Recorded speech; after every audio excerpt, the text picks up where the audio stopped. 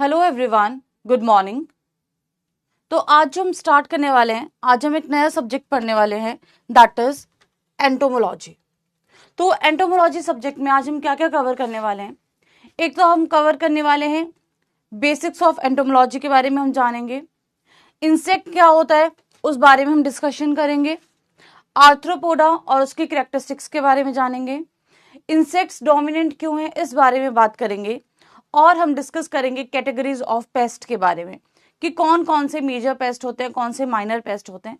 लेकिन उस टॉपिक से जाने से पहले हम ट्राई करेंगे कि जितने भी हमारे बेसिक टॉपिक्स हैं ये सारे के सारे कवर हो जाएं।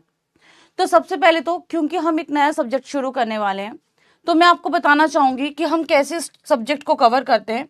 उससे पहले मैं आप लोगों से एक ब्रॉड सा आइडिया लेना चाहती हूँ कि आप लोगों को ये सब्जेक्ट टफ लगता है, इजी लगता है, कैसा लगता है। हाँ जी, good morning everyone, good morning. आ चुके हैं आप लोग आज सुबह सुबह? हाँ जी, बताइए। पहले मैं आपसे पूछना चाहूंगी कि आपको सब्जेक्ट कैसा लगता है, टफ लगता है, क्या चीजें इसमें टफ लगती है, क्या चीज पढ़ना अच्छा नहीं लगता है, उसके अकॉर्डिंग हम आगे प्रोसीड करेंगे। चलिए बताइए।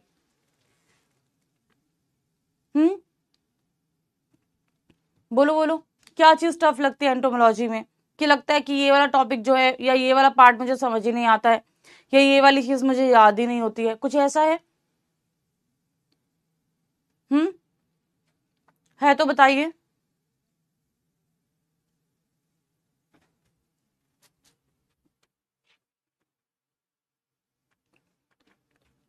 चलिए।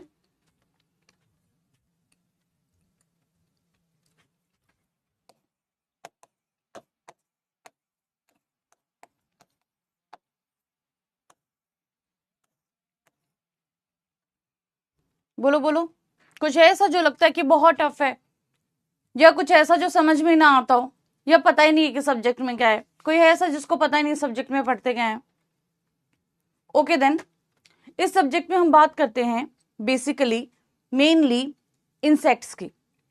अब इंसेक्ट्स की भी हम कैसे बात करते हैं, देखो एंटोमोलॉजी में भी ना बहुत सारी ब्रांचेस होती हैं। कोई इंसेक्ट एनाटॉमी है, कोई इंसेक्ट फिजियोलॉजी है, कोई फॉरेंसिक एंटोमोलॉजी है। अलग अलग टाइप की ब्रांचेस एंटोमोलॉजी में भी पाई जाती हैं। लेकिन हम लोग जिस ब्रांच की बात करते हैं एंटोमोलॉजी में, हम किसकी बात करते हैं? मेनली एग्रीकल्चरल एंटोमोलॉजी की। एग्रीकल्चरल एंटोमोलॉजी की,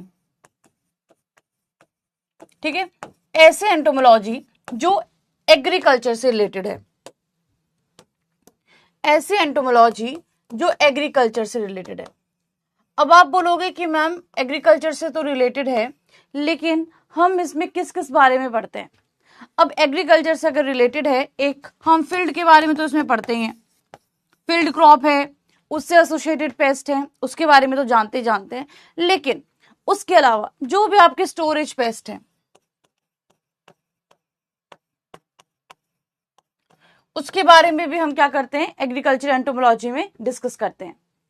अब देखो, हमने एक पार्ट पढ़ लिया कि स्टोरेज पेस्ट भी इसमें आएंगे और जो फील्ड के पेस्ट हैं उसके बारे में भी हम यहाँ पे बात करेंगे।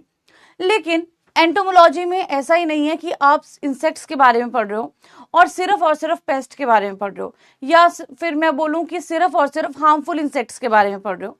एंटोमोलॉजी में आप बेनिफिशियल इंसेक्ट्स को भी कंसीडर करते हो। यहां पे जब हम बात करते हैं तो हम यहां पे किसकी बात करते हैं? साथ में बेनिफिशियल इंसेक्ट्स की।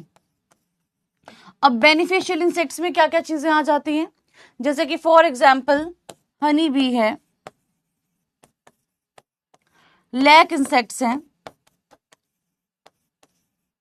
सिल्क वॉर्म है जिससे आपको सिल्क मिलता है, सुना होगा आपने इसके बारे में। और इसके अलावा हमें और क्या क्या देखने को मिलता है बेनिफिशियल इंसेक्ट्स में? जैसे कोई आपके इंपॉर्टेंट प्रीडेटर हैं जो पेस्ट वगैरह को खाते हैं, कुछ इंपॉर्टेंट पैरासिटॉइड होते हैं जो हार्मफुल इंसेक्ट्स के ऊपर फीड करते हैं। ये सारा हम डिस्कस करेंगे। तो agriculture entomology is not limited to pest only.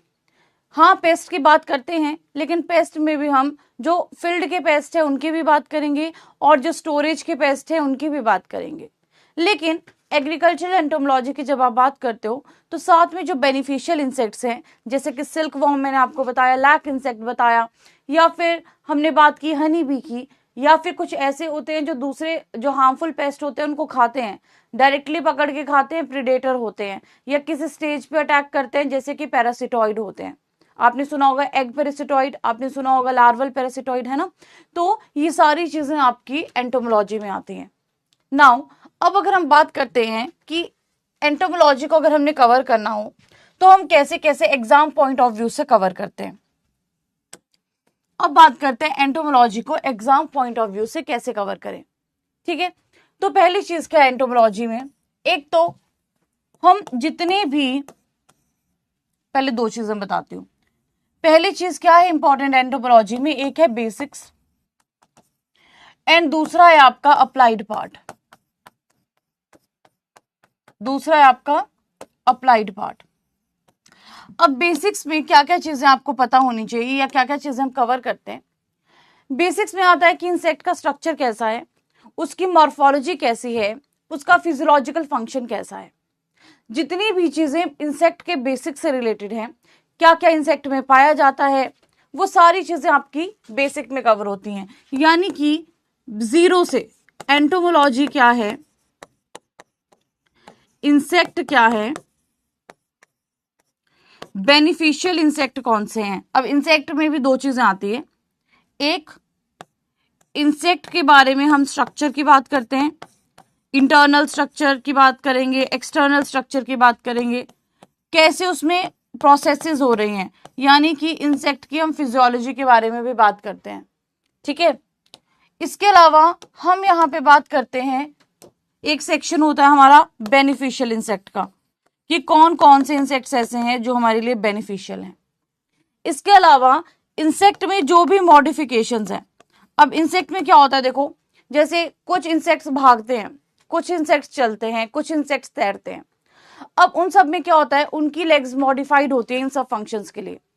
वैसे इंसेक्ट के विंग्स आप देखोगे तो जिसको आप ड्रैगन फ्लाई बोलते हो कॉमनली, या हेलीकॉप्टर बोलते हो, सुना आप लोगों ने हेलीकॉप्टर के बारे में, सबने हेलीकॉप्टर के बारे में सुना है।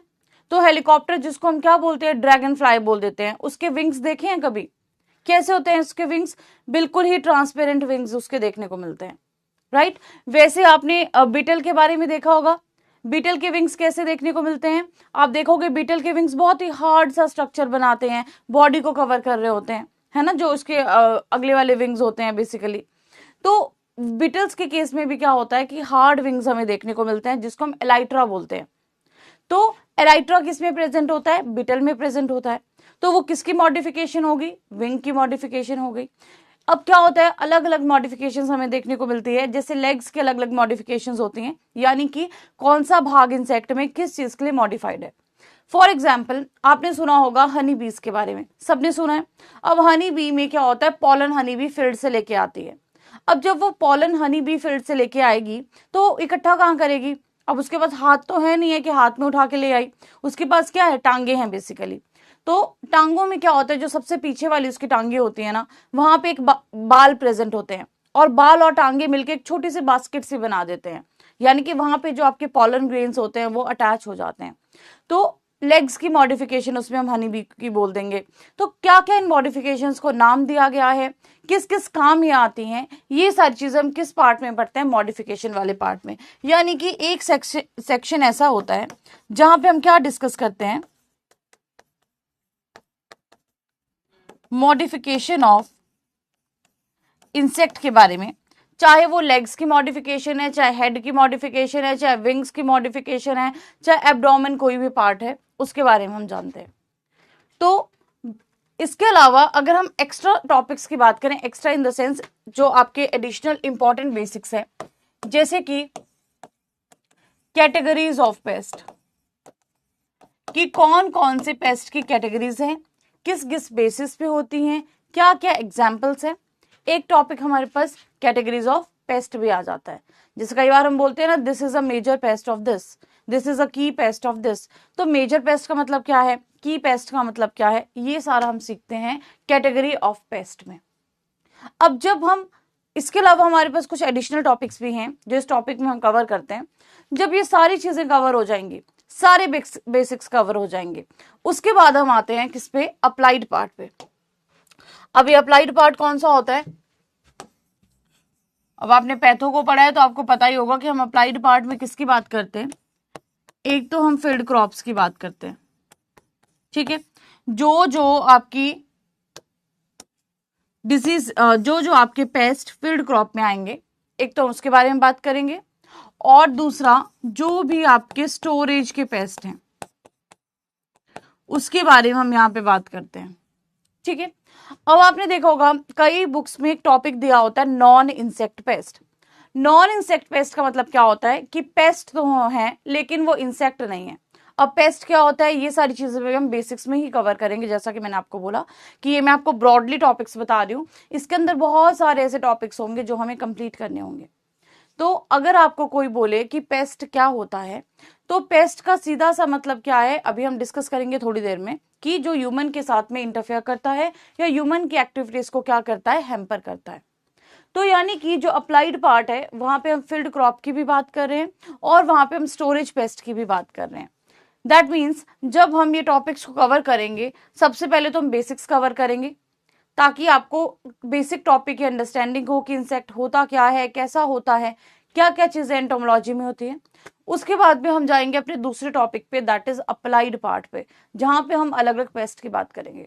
अब वहां पे भी क्या होता है, बहुत सारे बच्चे ऐसे होते हैं जिनको पेस्ट के नाम याद नहीं होते हैं, तो वहां पे मैं आपको कुछ जगह पे जहां पे टेक्निक्स पॉसिबल होंगी वहां पे टेक्निक्स बताऊंगी, और वन बाय वन हम बहुत आराम से सारी क्रॉप्स को कवर करने वाले हैं।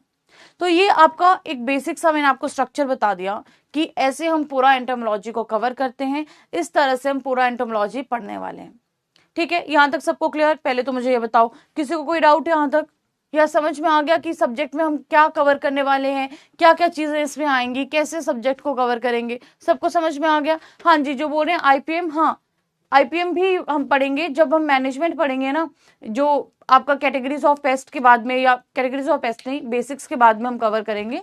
तो आईपीएम हम पढ़ेंगे पेस्ट से पहले, उससे क्या होगा कि जितनी भी आपकी मैनेजमेंट्स हैं वो एक जगह पे कवर हो जाएंगी। तो जो अप्लाइड पार्ट है ना, अप्लाइड पार्ट से पहले कवर करेंगे, आईपीएम भी कवर करेंगे, वो तो इंपॉर्टेंट पार्ट है, क्योंकि आपसे पूछा जाता है कि बताओ ये वाला ट्रैप है, ये कौन सा मेथड है, क्या ये कल्चरल मेथड है, ये वाला ट्रैप है बताओ ये क्या है, क्या ये लेजिस्लेटिव मेथड है, ये वाली चीज है बताओ ये किस मेथड में आता है, ये वाला बायोलॉजिकल कंट्रोल के लिए किसको यूज किया गया था, ठीक है। तो यहाँ पे जितना भी आपका इंपॉर्टेंट पार्ट्स हैं वो सारे आईपीएम में कवर होंगे, और वो हम कवर करेंगे अप्लाइड पार्ट से पहले पहले, ठीक है। जब पेस्ट शुरू करने होंगे, पेस्ट शुरू करने से पहले पढ़ेंगे हम, ओके।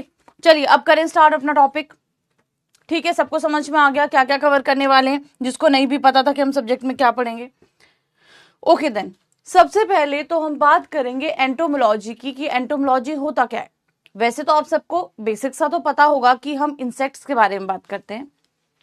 तो एंटोमोलॉजी को देखा जाए तो ये कैसा वर्ड है, ये ग्रीक वर्ड है, और ये वर्ड मिला है दो शब्दों से बनके मिला है। ये कैसे? जैसे कि एंटोमोस प्लस लोगस, एंटोमोन प्लस लोगस। एंटोमो का मतलब क्या होता है कि हम बात कर रहे हैं इंसेक्ट की, और लोगस का मतलब क्या होता है कि हम बात कर रहे हैं उसकी स्टडी की। यानी कि जब भी हम इंसेक्ट की स्टडी की बात करेंगे तो वो किस में आता है, एंटोमोलॉजी में आता है। तो एंटोमोलॉजी बेसिकली क्या है, ज़ूलॉजी की ऐसी ब्रांच है। ज़ूलॉजी में हम किसके साथ डील करते हैं, एनिमल्स के साथ में डील करते हैं। तो एंटोमोलॉजी बेसिकली क्या है, ज़ूलॉजी की ऐसी ब्रांच है जहां पे हम किसके बारे में बात करते हैं, इंसेक्ट्स की स्टडी के बारे में बात करते हैं। अब जब आप इंसेक्ट की स्टडी की बात कर रहे हो तो इंसेक्ट की स्टडी का मतलब ये नहीं है कि इंसेक्ट का सिर्फ स्ट्रक्चर ही जान लिया, चाहे आप यहाँ पे इंसेक्ट की मॉर्फोलॉजी की बात कर लो, यानी कि उसके एक्सटर्नल स्ट्रक्चर की बात कर लो, चाहे एनाटॉमी की बात करो, चाहे फिजियोलॉजिकल प्रोसेसेस की बात करो। यानी कि यहां पे जब हम बात कर रहे हैं तो मॉर्फोलॉजी मींस एक्सटर्नल स्ट्रक्चर, बाहरी ढांचा कैसा है, बाहरी ढांचा कैसा है। चाहे आप एक्सटर्नल स्ट्रक्चर की बात करो, चाहे आप इंटरनल स्ट्रक्चर की बात करो, चाहे आप उसके फिजियोलॉजिकल प्रोसेसेस की बात करो, ठीक है। कैसे कौन सी प्रोसेस उसके बॉडी में हो रही है, जितनी भी चीजें हैं सारी आ जाएंगी स्टडी ऑफ इंसेक्ट में, जितनी भी आप इंसेक्ट के बारे में बाकी चीजें भी पढ़ रहे हो। तो सिंपली हमने बोल दिया कि एंटोमोलॉजी क्या है, स्टडी ऑफ इंसेक्ट्स है। अब आगे बात करते हैं कि स्टडी ऑफ इंसेक्ट्स में जब हम बात करते हैं कि स्टडी करें इंसेक्ट्स की तो कितने तरीके से कर सकते हैं। तो यहाँ पे हमारे पास में दो पार्ट्स आते हैं, एक जैसे मैंने बोला कि बेसिक पार्ट, एक मैंने बोल दिया आपको सिंपल लैंग्वेज में, लेमन लैंग्वेज में क्या अप्लाइड पार्ट आता है। अब यहाँ पे अगर आप देखोगे एंटोमोलॉजी की फील्ड के बारे में, तो एंटोमोलॉजी की फील्ड को दो पार्ट्स में डिवाइड किया गया है, एक है आपकी फंडामेंटल एंटोमोलॉजी और एक है आपकी अप्लाइड एंटोमोलॉजी। अब फंडामेंटल क्या होता है, फंडामेंटल का मतलब होता है कि जितना भी आपका बेसिक है उसके बारे में हम जानेंगे। तो बेसिक का मतलब है कि यहाँ पे हम जनरल एंटोमोलॉजी की बात करते हैं। अब जनरल एंटोमोलॉजी की बात कैसे करेंगे, जैसे कि इंसेक्ट की आपने मॉर्फोलॉजी की बात कर ली, उसकी क्लासिफिकेशन के बारे में जान लिया, उसकी टेक्सोनॉमी के बारे में जान लिया, है ना, कहाँ पे कौन सा इंसेक्ट प्लेस्ड है, ये सारी चीजें जान ली। तो यानी कि जब भी आप जनरल एंटोमोलॉजी की बात करोगे, आप फंडामेंटल्स की बात करोगे, आप बेसिक्स की बात करोगे। लेकिन दूसरा पार्ट आपको क्या दिया है, अप्लाइड एंटोमोलॉजी। तो अप्लाइड एंटोमोलॉजी को ही बोल दिया जाता है इकोनॉमिक एंटोमोलॉजी। अब इकोनॉमिक एंटोमोलॉजी में हम उन इंसेक्ट्स की बात करते हैं जो एग्रीकल्चरल पॉइंट ऑफ व्यू से इंपॉर्टेंट है, जैसे कि for example agricultural point of view से इंपॉर्टेंस का क्या मतलब होता है कि जितनी ज्यादा कोई इंसेक्ट डैमेज कॉज करता है ना एग्रीकल्चर में, वो उतना ही इंपॉर्टेंट पेस्ट होता है। Higher the economic damage, more important the pest is. कैसे, क्योंकि जैसे फॉर एग्जाम्पल कोई पेस्ट है वो बहुत ज्यादा आतंक मचाता है, तो हम क्या करेंगे, पहले उसकी मैनेजमेंट का सोचेंगे। कोई ऐसा पेस्ट है जो इतनी डैमेज कॉज कर ही नहीं रहा कि जिससे हमें लॉसेज हो या इकोनॉमिक डैमेज हो, तो हम उसको कुछ नहीं बोलेंगे, है ना। उसको हम जरूर ये ध्यान रखेंगे कि कभी इसकी पॉपुलेशन बढ़ ना जाए या कभी ये बहुत मेजर डैमेज कॉज ना करे। लेकिन जब तक नहीं कर रहा है तब तक हम उस पर इतना ध्यान भी नहीं देते। जैसे फॉर एग्जाम्पल आप लोग हैं घर पे, आप सबका ये एक्सपीरियंस रहा होगा अपनी सिबलिंग्स के साथ में कि अगर आप ज्यादा शरारती हो तो आपके जो घर वाले हैं, मम्मी पापा हैं, वो आप पे ज्यादा ध्यान देंगे कि ये कहीं कुछ ना गलत कर दे। जो एक शरीफ बच्चा होता है उसको घर वाले ज्यादा नहीं बोलते हैं, है ना, उसको चुप ही रहते हैं और बस इतना ध्यान देते हैं कि ये कोई गलत शरारत ना कर दे या गलती से इसको कहीं लग ना जाए, काइंड ऑफ दैट। लेकिन पेस्ट में तो हम नहीं देखेंगे किसको क्या लग रही है, लेकिन पेस्ट में हम क्या चीज देखते हैं या इकोनॉमिकली इंपॉर्टेंट इंसेक्ट में क्या देखते हैं कि कौन ज्यादा शरारती है, कौन कितनी डैमेज कॉज कर रहा है। जितना ज्यादा कोई इकोनॉमिक डैमेज कॉज करेगा ना उतना ज्यादा इंपॉर्टेंट वो पेस्ट होगा एंटोमोलॉजी में। अपने घर के साथ रिलेट मत करना इस चीज को, ठीक है, कि आप उतने इंपॉर्टेंट हो जितने आप शरारत करोगे, नो, मैं पेस्ट की बात कर रही हूँ। तो पेस्ट जितनी ज्यादा इकोनॉमिक डैमेज कॉज करेगा उतना ज्यादा इंपॉर्टेंट पेस्ट होगा। इसीलिए जब आप पेस्ट भी पढ़ते हैं तो आपसे कोई पूछता है कि बताओ इसमें से इनका मेजर पेस्ट कौन सा है। मेजर पेस्ट का मतलब होता है कौन सबसे ज्यादा वहां पे डैमेज कॉज करता है। हम क्या करते हैं कई बार, जैसे आपको कोई बोलता है ना कि major pest of this crop, हम सोचते हैं कि मेजर पेस्ट का मतलब है सबसे मेन पेस्ट कौन सा है। मेन पेस्ट का मतलब होता है कि सबसे ज्यादा इकोनॉमिक डैमेज कौन कॉज करता है, ठीक है। मेजर पेस्ट का मतलब ये होता है। तो अगर हम बात करते हैं पेस्ट की हमने बोला कि एक तो कोई भी ऐसा इंसेक्ट जो एग्रीकल्चरल पॉइंट ऑफ व्यू से इंपॉर्टेंट है, लेकिन उसके अलावा कुछ ऐसे इंसेक्ट्स भी होते हैं जो हेल्थ पॉइंट ऑफ व्यू से इंपॉर्टेंट होते हैं। जैसे कि ह्यूमन हेल्थ की अगर हम बात करते हैं, ह्यूमन हेल्थ से रिलेटेड आपने सुना होगा बहुत सारे इंसेक्ट ऐसे होते हैं जो बहुत सारी चीजों के वेक्टर होते हैं। जैसे कि आपने मस्कीटोज का एग्जाम्पल सबने सुना होगा, है ना, जो मच्छर होते हैं, मलेरिया हो गया, डेंगू के मच्छर हो गए, है ना। तो बहुत सारे ऐसे मच्छर होते हैं, ये बहुत सारे ऐसे इंसेक्ट्स भी होते हैं जो आपके वेक्टर्स एक्ट करते हैं। तो जब हम बात करते हैं अप्लाइड एंटोमोलॉजी की, तो हम बात करते हैं एग्रीकल्चरल इंपॉर्टेंट इंसेक्ट्स की, हेल्थ से इंपॉर्टेंट इंसेक्ट्स की, और कुछ ऐसे होते हैं जो स्टोर्ड प्रोडक्ट पे इंसेक्ट आते हैं। अब आपने देखा होगा अभी बरसात का सीजन आ रहा है, बहुत सारे ऐसे क्रॉप्स होंगी, बहुत सारे ऐसे ग्रेन्स होंगे घर पे पड़े हुए, जहां पे अभी आप देखोगे जिसको आप बोलते हो ना कि इस पे कीड़ा लग गया या कीट लग गया, वैसा आपको देखने को मिलेगा। तो क्या होता है कि जब भी हम हार्वेस्टिंग वगैरह करते हैं ना, तो ग्रेन्स तो हमारे घर पे आ जाते हैं, लेकिन कई बार क्या होता है कुछ स्टेजेस ना छुपी होती है इंसेक्ट की, जैसे कि एग स्टेज है, कई बार उसको क्या होता है उतनी फेवरेबल कंडीशंस नहीं मिलती हैं तो वो आपका हैच ही नहीं होते हैं। तो कई बार क्या होता है कि कुछ जो आपकी छुपी हुई स्टेजेस होती है ना, वो ग्रेन्स के साथ में या वो किसी कॉमोडिटी के साथ में आपके घर पे आ जाती हैं। अब जैसे ही उसको अच्छी ह्यूमिडिटी मिलती है, जैसे बारिशों में अच्छी खासी ह्यूमिडिटी हो जाती है और प्रॉपर टेम्परेचर मिलता है, उसी टाइम पे वो हैच करके क्या करते हैं, इकोनॉमिक डैमेज करना शुरू कर देते हैं। तो स्टोर्ड ग्रेन के जो भी प्रोडक्ट्स हैं, उनके जो पेस्ट हैं, वो भी आपके इकोनॉमिक एंटोमोलॉजी में आते हैं। अब आप लोग बोलोगे कि मैम हमने अभी एंटोमोलॉजी की 2 फील्ड पढ़ी, फील्ड क्या मतलब बेसिकली 2 पार्ट्स पढ़े। एक हमने बोला कि एक फंडामेंटल एंटोमोलॉजी है, एक अप्लाइड एंटोमोलॉजी है, और उसमें आपने बोला कि हम हेल्थ की भी बात कर रहे हैं। तो इस सब्जेक्ट में हम हेल्थ की बात कहाँ करेंगे? तो बेसिकली मैं आपको दोबारा क्लियर कर लूँ, क्योंकि इस एंटोमोलॉजी में हम एग्रीकल्चर एंटोमोलॉजी की बात कर रहे हैं, इसीलिए जो एग्रीकल्चरल पॉइंट ऑफ व्यू से एंटोमोलॉजी है या इंसेक्ट्स है, हम उसी की यहाँ पे बात करते हैं। ठीक है, यहां तक सबको क्लियर हो गया? बताइए फटाफट से, यहां तक सबको समझ में आया? नाउ अब हम बात करेंगे कि इंसेक्ट क्या होता है। तो आप लोग मुझे बताओ कि जैसे हम इंसेक्ट की बात करते हैं, अब तो आप सब लोगों ने कहीं ना कहीं इंसेक्ट क्या होता है जरूर पढ़ के रखा है या जरूर सुन के रखा है। अब आप भी जब घर पे रहते हो, कोई भी इंसेक्ट आता है, इवन अगर कोई स्पाइडर भी आता है, हर एक चीज को आप कीट बोल देते हो, है ना? कुछ भी आया कि मम्मी घर पे कीड़ा आ गया, घर पे कीट आ गया, हम मोस्टली ऐसा करते हैं, कीट पतंग बोल देते हैं, है ना? तो ये कीट पतंग होता क्या है? जनरली हम बोल देते हैं ना, जैसे कोई अगर मौत भी आ गई, मौत समझते हो, जैसे बटरफ्लाई की तरह होती है, लेकिन बटरफ्लाई वो नहीं होती है, वो रात को आती है। जैसे आप देखोगे लाइट्स वगैरह अगर आपने ऑन रखी हैं घर की बाहर, तो आप देखोगे एक छोटी सी तितली से आके वहां पे बैठ जाती है ना? और वो तितली भी कैसे बैठती है? ऐसे हॉरिजॉन्टल पोजीशन में बैठती है, और वो बहुत ब्राइट कलर में नहीं होगी, डल से कलर होंगे, व्हाइट हो गया, क्रीम हो गया, कुछ ऐसा सा कलर होगा। तो वो क्या होती है? आपकी मौत होती है। तो यहाँ पे जब हम बात करते हैं, कीट पतंग की बात कर रहे हैं, तो बेसिकली ये कीट होता क्या है? अब देखो लोकल लैंग्वेज में तो हम बहुत कुछ बोल देते हैं, है ना? नॉर्मली तो हम बड़ा कुछ बोल देते हैं कि ये कीट है, ये ऐसा है। साइंटिफिकली आप कीट को कैसे डिफाइन करोगे, वो इंपॉर्टेंट है यहाँ पे। तो साइंटिफिकली क्या होता है, जैसे कि हम इंसेक्ट की बात करते हैं, इंसेक्ट क्या है? एक लैटिन वर्ड है, लैटिन वर्ड है और 2 शब्दों से मिलकर बना है, इन एंड सिक्योर। अब इन एंड सिक्योर का मतलब क्या होता है कि यहाँ पे कुछ सेगमेंट्स प्रेजेंट हैं, या फिर कोई बॉडी कट इनटू पीसेस है, यानी कि कोई बॉडी में पीसेस होके रखे हैं कट, और या फिर वहां पे कोई सेगमेंट्स बने हैं। सेगमेंट्स मतलब कि अलग अलग हिस्से हमें देखने को मिल रहे हैं। तो अगर हम इंसेक्ट्स की बात करते हैं, इंसेक्ट्स कैसे होते हैं? इनवर्टिब्रेट्स होते हैं। इनवर्टिब्रेट्स का मतलब होता है जिनमें बैकबोन नहीं पाई जाती। हम लोग हैं, हम वर्टिब्रेट्स है, हमें बैकबोन पाई जाती है, लेकिन इंसेक्ट्स कैसे? इनवर्टिब्रेट्स है जिनमें बैकबोन नहीं पाई जाती है, और इनके पास होती है सेगमेंटेड बॉडीज। सेगमेंटेड बॉडीज का क्या मतलब होता है? जैसे कि आपके पास में इंसेक्ट की बॉडी है, ये आपकी स्पेसिफिक रीजन में क्या होगी? डिवाइडेड होगी। इसको बोला जाता है सेगमेंटेड बॉडीज।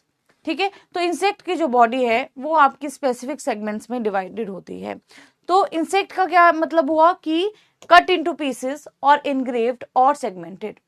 तो scientific study includes identification, structure, role in agriculture and ecosystem. यही कि इसकी स्टडी में हम क्या क्या चीजें पढ़ते हैं। अब इंसेक्ट के बारे में अगर थोड़ी सी और बात जाने, तो आपने सुना होगा कि देखो इंसेक्ट किस में आते हैं, आप सबको पता है वो हेक्सापोडा में आते हैं, यानी कि जो इंसेक्ट होते हैं ना, उनके पास 6 टांगे होती है, यानी कि 3 पेयर ऑफ लेग्स पाए जाते हैं। ठीक है, इंसेक्ट्स के पास में 6 टांगे होती हैं, यानी कि 3 पेयर ऑफ लेग पाए जाते हैं। अब आपने देखा होगा जैसे स्पाइडर वगैरह होता है, देखा है सबने स्पाइडर, सबको पता है। तो स्पाइडर के केस में जो टांगों होती हैं वो 8 होती हैं। कभी नोटिस किया ये छोटी छोटी चीजें? तो स्पाइडर के केस में एक तो टांगे 8 हैं, और दूसरा इंसेक्ट की तरह बॉडी डिवीजन नहीं है, इसीलिए जो स्पाइडर है उसको हम ट्रू इंसेक्ट में काउंट नहीं करते, कि इंसेक्ट में नहीं आएगा। ठीक है, राइट, हेक्सापोडा में नहीं आता है वो जो आपका स्पाइडर होता है। वैसे स्कॉर्पियन का एग्जाम्पल ले लो, बिच्छू का एग्जाम्पल ले लो, उसमें भी इंसेक्ट जैसा कुछ नहीं है, तो वो भी आपका इंसेक्ट में काउंट नहीं होता है। यहां तक क्लियर है? अब देखिए सामने स्क्रीन पे आपको नंबर ऑफ इंसेक्ट सामने देखने को मिल रहे हैं। जैसे आप देख सकते हो, आपने सुना होगा जैसे आंट्स हैं, बटरफ्लाई है, ड्रैगन फ्लाई है, बीटल है, बी है, मस्किटो है, फ्लाई है, कॉकरोचेस है, एफिड है, ग्रास हॉपर है। ये इंसेक्ट्स आपने कभी ना कभी जरूर देखे होंगे, है ना, सबने देखे होंगे कभी ना कभी ये सारे इंसेक्ट्स।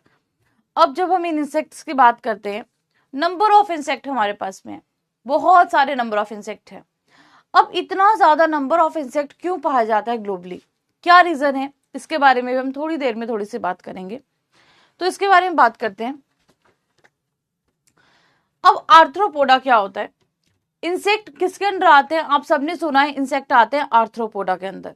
अब आर्थ्रोपोडा का मतलब क्या होता है, आर्थ्रोस का मतलब होता है जॉइंटेड और पोडा का मतलब होता है लेग। तो आर्थ्रोस का मतलब है जॉइंटेड एंड पोडा का मतलब होता है लेग। तो आर्थ्रोपोडा में इंसेक्ट्स क्या आते हैं आपके इंक्लूडेड है।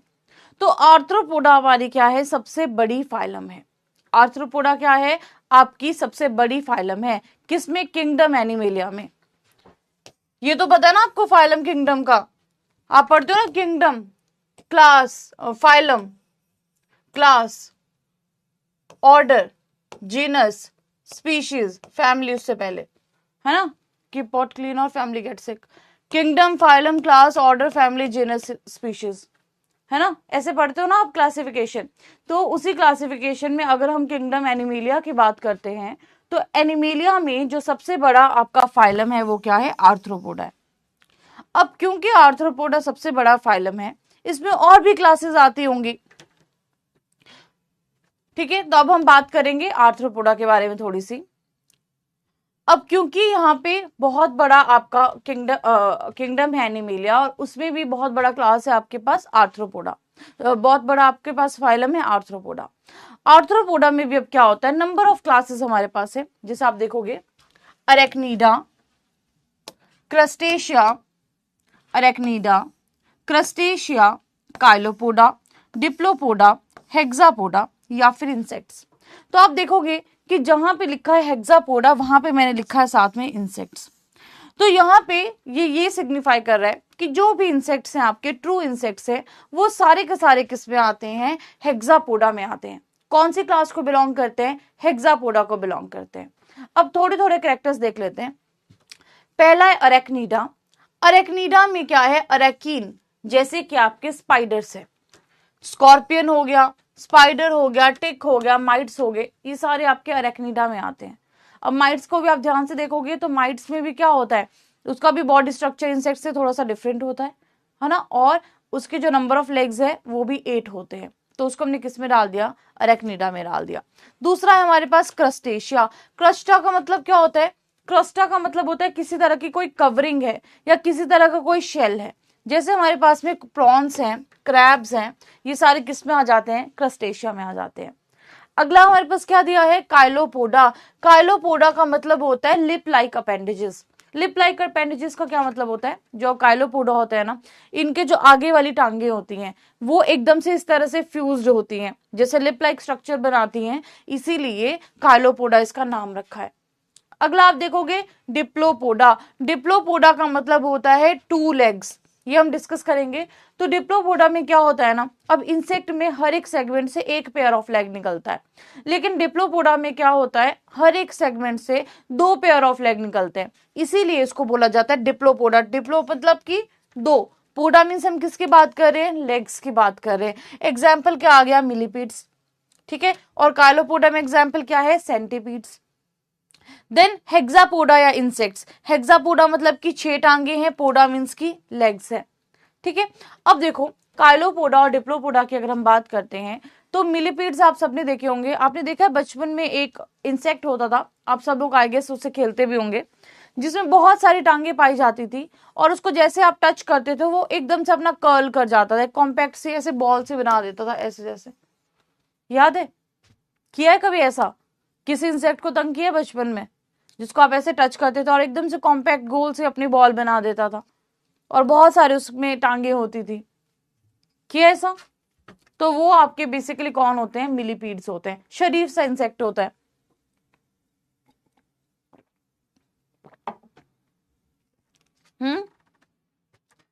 किया ऐसा कभी, राइट, यहां तक क्लियर है सबको। अब सबके रिप्लाई आ रहे हैं, यस मैम, हाँ सब करते हैं बचपन में, तो सब बच्चे ऐसे ही होते हैं, है ना, क्यूरोसिटी होती है चीजों को जानने की। हाँ ठीक है, ये सारे आपके किस में आ जाते हैं, मिलीपीड्स में आ जाते हैं। अब दूसरा बता ही देती हूँ, जब बता रही हूँ तो हमारे पास में जैसे कि सेंटीपीड्स है। अब एक बच्चा हंस रहा है मैम शरीफ बोला, अब बताती हूँ क्यों बोला। जो सेंटीपीड होता है ना, सेंटीपीड के जो आपकी टांगे होती है ना, आगे वाली टांगे मैंने बोला जैसे कि लिप लाइक स्ट्रक्चर में होते हैं, तो सेंटीपीड्स की जो आगे वाली टांगे होती है ना, उसको आप जैसे छेड़ते हो तो उसके पास होते हैं स्टिंगर्स, मतलब स्टिंग करता है वो, sting in not exactly sting, उसके पास में बेसिकली पॉइजनस सब्सटेंसेस होते हैं, तो वो आपको एकदम से काट देगा। और अल्टीमेटली उसको उससे पंगा नहीं लेना है, मतलब कि वो क्या करता है, उसके पास में पॉइजन प्रेजेंट होता है क्लॉज में, इसीलिए जो कार्लोपोडा होते हैं, इसको मैं बोल रही हूँ शरीफ नहीं है। मिलीपीड कैसे हैं, शरीफ से हैं, कुछ नहीं बोलते, जितना मर्जी तंग कर लो, ठीक है। जबकि सेंटीपीड में ऐसा नहीं है, सेंटीपीड में जो आगे वाली टांगे हैं वो लिप लाइक स्ट्रक्चर में मॉडिफाइड होती हैं या वैसा शेप बनाती हैं बेसिकली, और अगर आप उनको छेड़ोगे तो उनके केस में पॉइजन होता है उनके पास, ठीक है। इसीलिए मैंने शरीफ वाली बात बोली थी आपको जस्ट समझाने के लिए। ओके, सो हमने बोला अभी कि आर्थ्रोपोडा में, अभी हमने बोला, यहां मैं लिख ही देती हूं, क्लासेस ऑफ आर्थ्रोपोडा। हमने बोला अब इन सब क्लासेस में से उभर के हमारे पास आता है ये हेक्सापोडा या फिर इंसेक्ट्स। और हेक्सापोडा में हमने बोला, हेक्सा का मतलब है 6, पोडा का मतलब सबको पता लग गया टांगे, तो यहाँ पे 6 टांगे इंसेक्ट्स में पाई जाती है, और बॉडी कैसी होती है, सेगमेंटेड होती है। तो वो इंसेक्ट्स जो भी सेगमेंटेड जिनकी बॉडी होगी और जिनमें 6 टांगे पाई जाएंगी, वो सारे के सारे किस में आ जाते हैं, हेक्सापोडा में आ जाते हैं। क्लियर यहां तक। अब बात करते हैं इंसेक्ट्स की, कि इंसेक्ट में बेसिकली पाया क्या क्या जाता है, या इंसेक्ट की बॉडी होती कैसी है।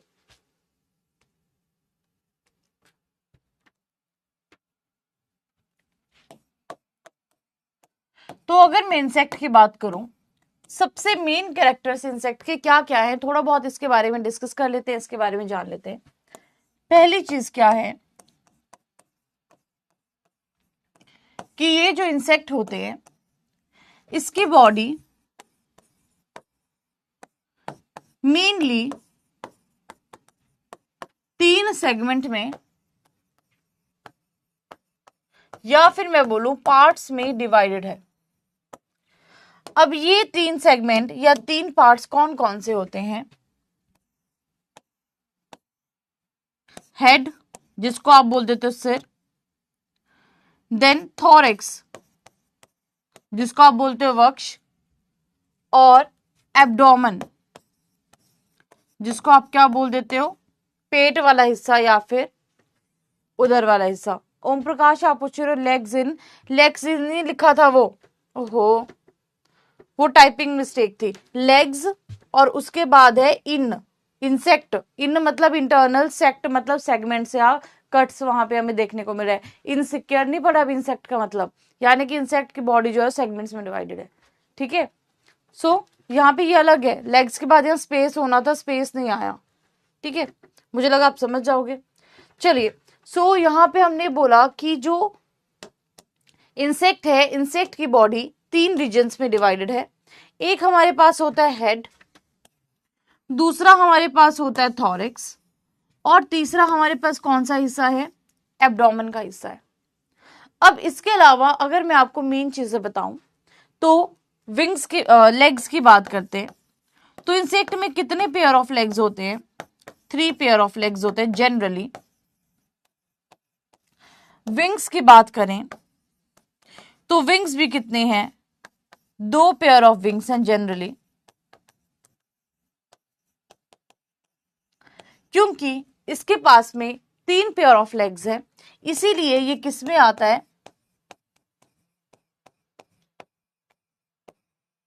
हेक्सापोडा में आता है। इंसेक्ट में अगर हम बॉडी की बात करते हैं तो बॉडी किस चीज की बनी है, काइटिन की बनी है, यानी कि बॉडी का जो बाहर का हिस्सा है जिसको हम बोलते हैं एक्सोस्केलेटन, जो बाहर का ढांचा है वो किसका बना है, एक्सोस्केलेटन का जो है वो किसका बना है, काइटिन का बना है। ये जो एक्सोस्केलेटन है ये क्या करता है,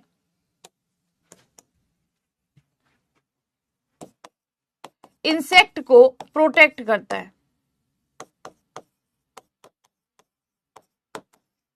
इंसेक्ट को क्या करता है, प्रोटेक्ट करता है। और ये क्या करता है, बाकी थोड़ा सा बता देती हूं मैं कि मसल अटैचमेंट के लिए एरिया प्रोवाइड करता है, ठीक है, मसल अटैचमेंट के लिए एरिया प्रोवाइड करता है। तो यहाँ पे हमने थोड़ा सा बेसिक सा पढ़ा, क्या जाना कि इंसेक्ट की जो बॉडी है 3 पार्ट्स में डिवाइडेड है, that is head, thorax and abdomen mainly.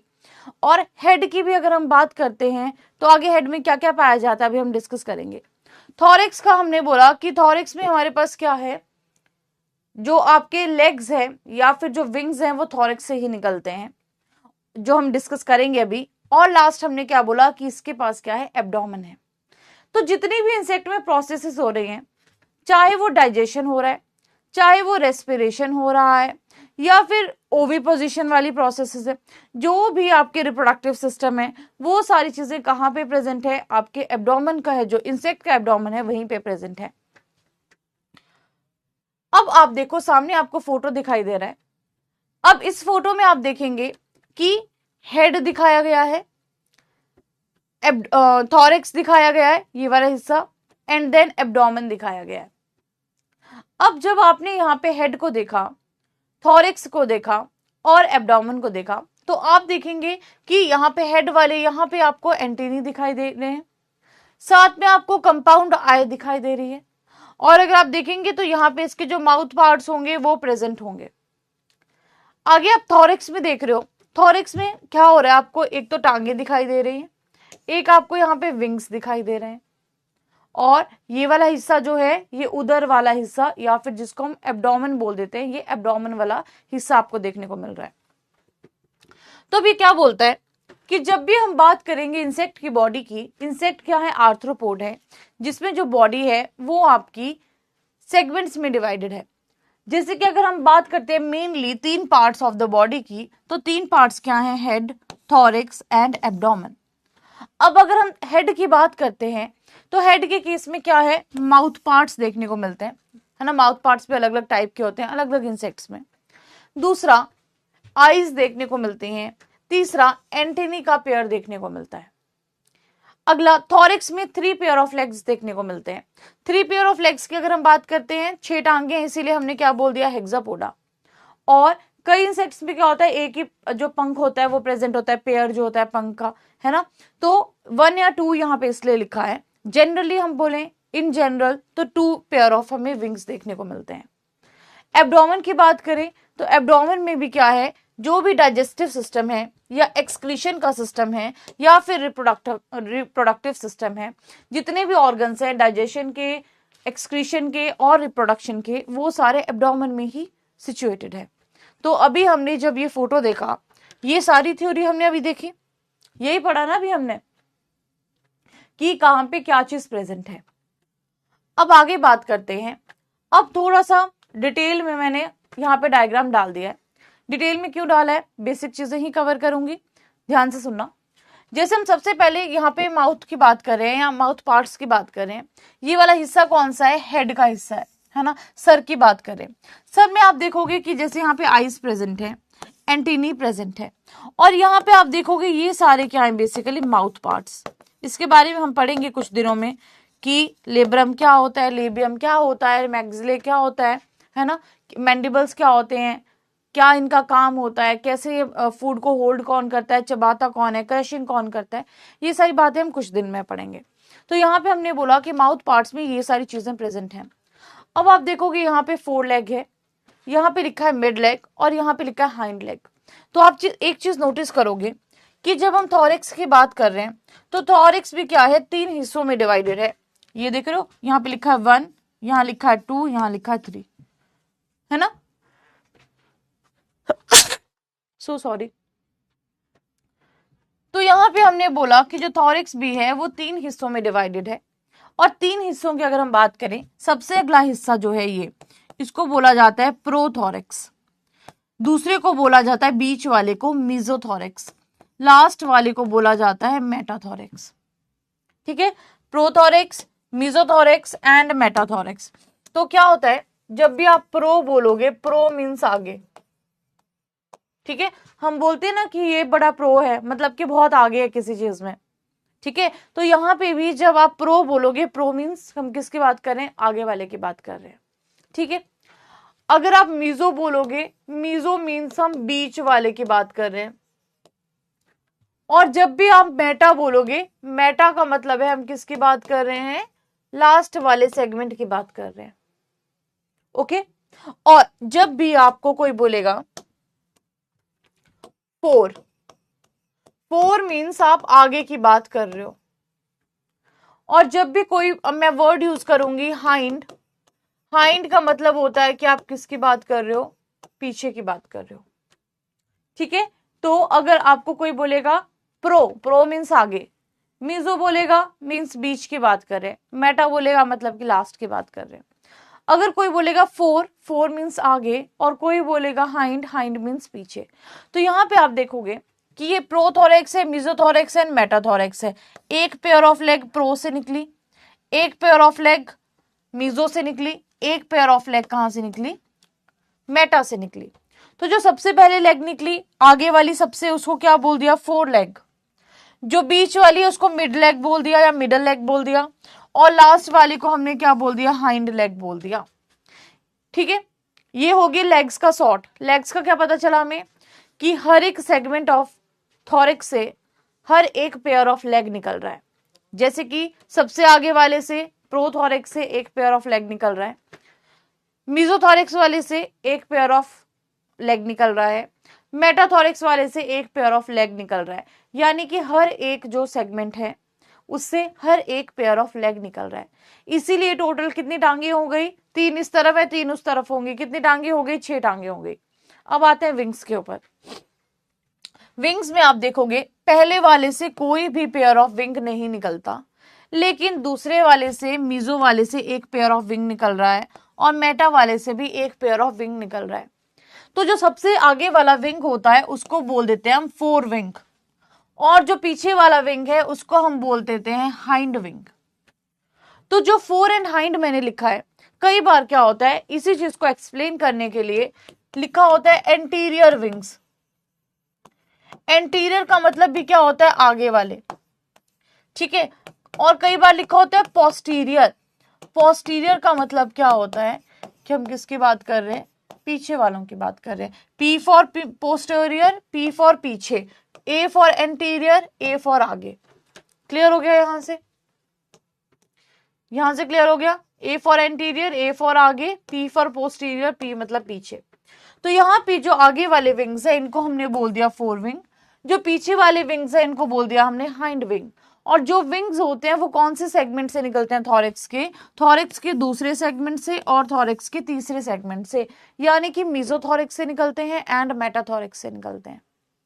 तो यहाँ पे हमें क्लियर हो गया कि थोरिक्स में क्या क्या चीजें हैं, एक तो लेग्स निकल रही हैं और दूसरा विंग्स निकल रहे हैं। अब कौन कौन से सेगमेंट से निकल रहे हैं ये हमने सारा क्लियर कर लिया।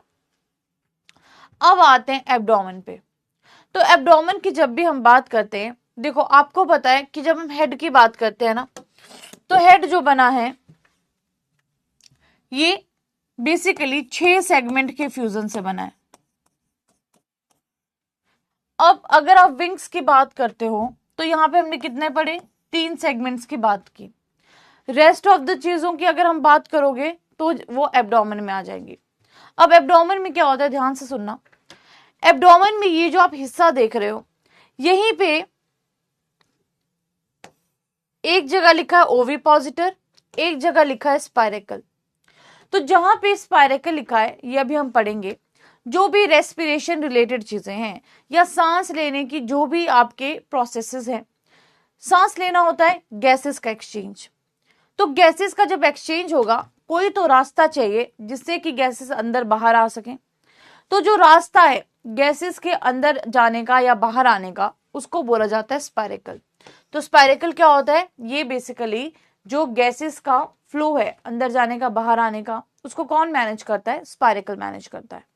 दूसरा यहाँ पे आप देखोगे एक और टर्म लिखी है ओवी पॉजिटर। अब ओवी पॉजिटर का मतलब क्या होता है, जो एग लेइंग के लिए होता है। ओवी पॉजिटर क्या होता है, जो एग लेइंग के लिए फीमेल में प्रेजेंट होगा।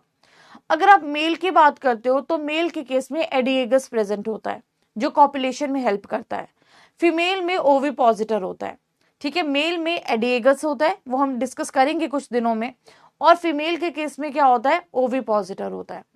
Is that clear? अब बताओ मुझे यहां तक समझ आया आपको बेसिक्स जो मैंने बताए? बताइए फटाफट। अभी हम बढ़ेंगे धीरे धीरे आगे, एडवांस लेवल की तरफ भी बढ़ेंगे। बताओ यहां तक समझ आया बेसिक सबको?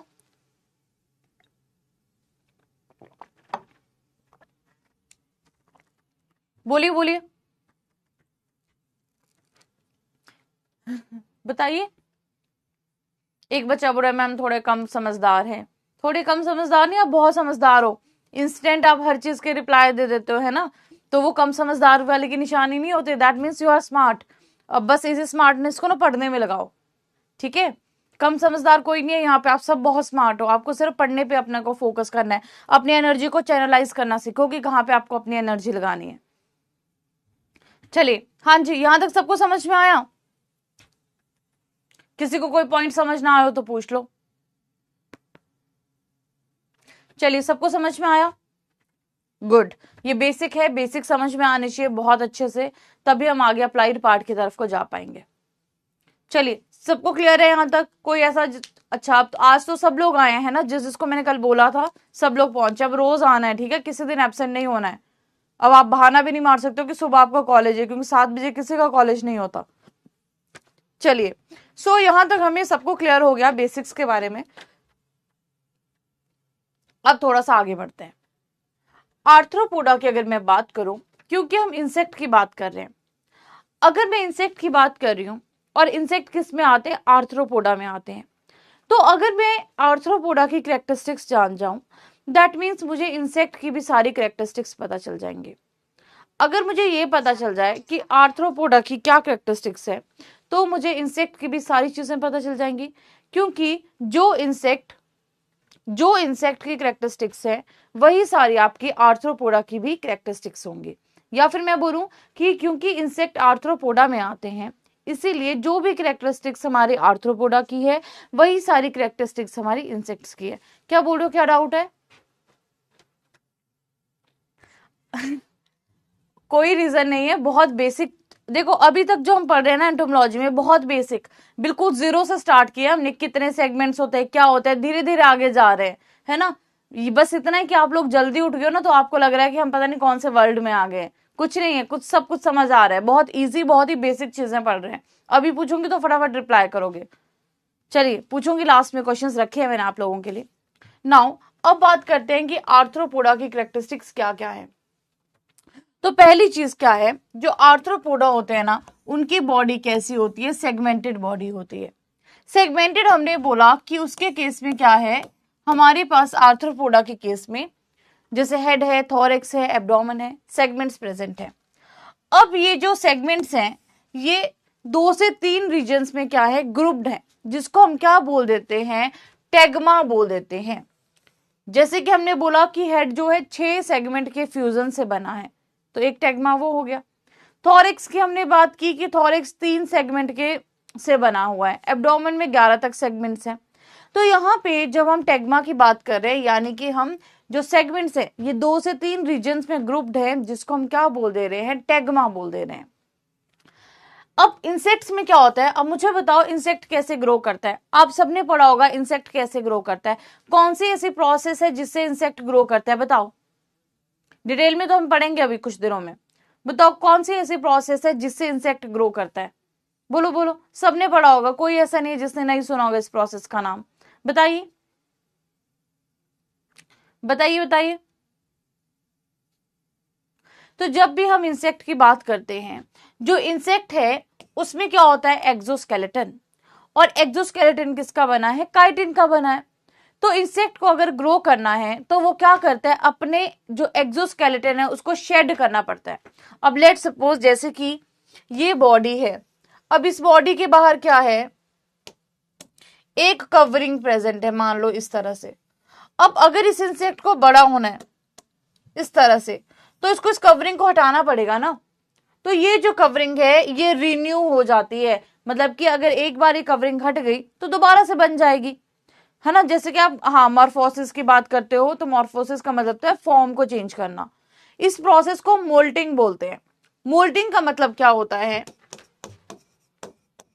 कि जो एक्सटर्नल लेयर है या जो क्यूटिकल है, आपको क्या करना है, जो काइटिन की बनी हुई है उसको शेड करना है इंसेक्ट को। तो शेड क्यों करता है इंसेक्ट? ताकि वो ग्रो कर सके। तो जो आपका इंसेक्ट है, इंसेक्ट के केस में लिखा है रिन्यूएबल काइटिनस एक्सोस्केलेटन, यानी कि ऐसा एक्सोस्केलेटन जो दोबारा से बन जाता है। और ये किस चीज का बना है? काइटिन का बना है। ये क्यों जरूरी है? ताकि इंसेक्ट क्या कर सके? मोल्टिंग कर सके, और मोल्टिंग करके इंसेक्ट क्या कर सके? ग्रो कर सके। ग्रोथ के लिए ये इंसेक्ट की काफी जरूरी है। अगला पॉइंट देखो क्या लिखा है, बाइलेटरल सिमेट्री। अब बाइलेटरल सिमेट्री क्या होती है? ये इंसेक्ट की बॉडी है। अब मैं इसको अगर दो हाफ्स में डिवाइड कर दूं सेंटर से, इंसेक्ट की बॉडी है, दो हाफ्स में मैंने काट दिया सेंटर से, तो ये कैसी दिखेगी? देखो इस तरह से। तो यानी कि इसका जो लेफ्ट हाफ है और जो राइट हाफ है वो एक बराबर एक जैसा दिखेगा। तो बाइलेटरल सिमेट्री क्या होती है? जब किसी चीज को आप सेंटर से कट कर देते हो तो उसका जो लेफ्ट हाफ है और जो राइट हाफ है वो इक्वल दिखता है, बिल्कुल एक बराबर दिखता है। तो इसी चीज को हम क्या बोल देते हैं? बाइलेटरल सिमेट्री बोल देते हैं। और बाइलेटरल सिमेट्री जो है वो इंसेक्ट की पाई जाती है। बाइलेटरल का मतलब होता है, बाय मीन्स टू, लेटरल मतलब कि ऐसे अगर साइड से काट दोगे, तो अगर आप सेंटर से इसको काट दोगे इंसेक्ट को, तो लेफ्ट हाफ और राइट हाफ मिरर इमेजेस होंगी दूसरे की। मिरर इमेजेस मतलब कि जो लेफ्ट हाफ है और जो राइट हाफ है वो बिल्कुल इक्वल दिखाई देगा। इसी को हम क्या बोल देते हैं? बाइलेटरल सिमेट्री बोल देते हैं। अगला point, body cavity is filled with blood and is called haemocoel. अब आपको पता है जो इंसेक्ट का ब्लड होता है उसमें वो रेड नहीं होता। बताओ क्यों नहीं होता? इंसेक्ट का जो ब्लड होता है वो रेड क्यों नहीं होता? बताओ बताओ बताओ। येलोइश जैसा क्यों पाया जाता है? रेड क्यों नहीं पाया जाता इंसेक्ट का ब्लड? बताइए, रीजन बताओ फटाफट से, क्या हो सकता है रीजन? क्यों नहीं पाया जाता होगा इंसेक्ट का ब्लड रेड?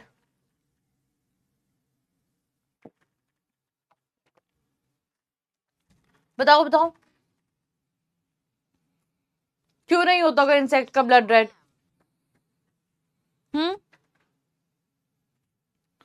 बताइए। हाँ, त्याग का आंसर आ गया कि हीमोग्लोबिन इज एब्सेंट, राइट।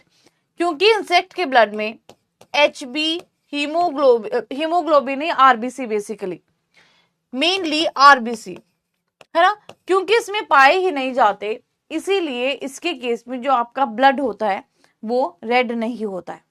ठीक है, तो यहाँ पे क्या दिया है कि जो बॉडी कैविटी है उसको हम क्या बोल देते हैं? हीमोसील बोल देते हैं। अगला, tubular alimentary canal with mouth at anterior end anus at posterior ends. अब क्या बोला है? किसके केस में एक ट्यूबुलर नेटवर्क पाया जाता है, ट्यूबुलर कनाल पाई जाती है, जिसमें जो आगे वाला हिस्सा है वहां पे माउथ होगा, जो पीछे वाला हिस्सा है वहां पे एनस होगा। तो क्या लिखा है देखो, tubular alimentary canal with mouth and anus at anterior and posterior ends. यानी कि जो माउथ वाला पार्ट है वो कहाँ पे होगा? एंटीरियर एंड्स पे होगा, ऑब्वियस है आगे वाले हिस्से पे होगा। और जो एनस है वो कहाँ पे होगा? पोस्टीरियर एंड्स पे होगा या पीछे वाले हिस्से पे होगा। अब इंसेक्ट्स में अगर हम बात करते हैं डॉर्सल की, तो डॉर्सल सरफेस पे पाया जाता है heart with valve like ostia. Ostia को होते हैं उसमें वॉल्व प्रेजेंट होते हैं। और ब्रेन भी डॉर्सल है, लेकिन जो नर्व कॉर्ड है वो वेंट्रल है। डॉर्सल का मतलब होता है ऊपर वाले हिस्से की हम बात कर रहे हैं, वेंट्रल मतलब कि नीचे वाले हिस्से की हम बात कर रहे हैं।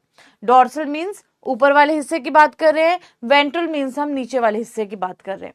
तो ये जितनी भी कैरेक्टरिस्टिक्स हमने यहाँ पे बात की है आर्थ्रोपोडा की, ये सारी कैरेक्टरिस्टिक्स अब इंसेक्ट की भी होंगी। इंसेक्ट किस में आते हैं? कौन से ग्रुप में आ रहे हैं? आर्थ्रोपोडा में आ रहे हैं। तो जो कैरेक्टरिस्टिक्स यहाँ पे दी गई हैं वही कैरेक्टरिस्टिक्स आपको इंसेक्ट्स में भी मैक्सिमम देखने को मिलेंगी। नाउ अब हम लोग बात करेंगे कि इंसेक्ट इतने डोमिनेंट क्यों हैं।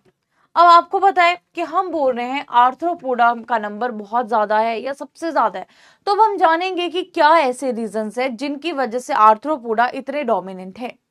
सबसे पहले तो देखो, सबसे ज्यादा आप देखोगे जो इंसेक्ट की स्पीशीज है वो बहुत ज्यादा आपको देखने को मिलती हैं, बहुत ज्यादा नंबर ऑफ स्पीशीज हैं। दूसरा, इंसेक्ट के पास में क्या है, विंग्स प्रेजेंट हैं, यानी कि इंसेक्ट क्या है, उड़ सकते हैं एक जगह से दूसरी जगह तक। अब मुझे बताओ कि अगर इंसेक्ट के पास में विंग्स हैं तो उसको क्या फायदा होगा उसका, फटाफट बताओ, क्या लगता है आपको क्या फायदा होगा विंग्स का, जल्दी से बताइए,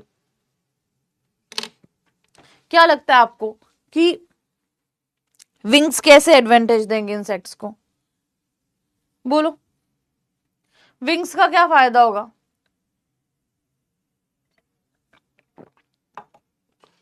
बताओ बताओ, विंग्स का क्या फायदा होगा, सबको पता है, बहुत इजी सी चीज है, बताओ विंग्स का क्या फायदा होगा इंसेक्ट में बताइए बताइए।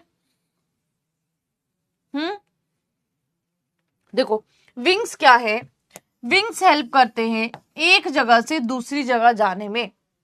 तो लेट सपोज, हाँ, मूव करते रहेंगे, उड़ सकते हैं, सर्वाइवल। देखो, विंग्स का काम क्या है, विंग्स हेल्प करते हैं इंसेक्ट को एक जगह से दूसरी जगह तक जाने में।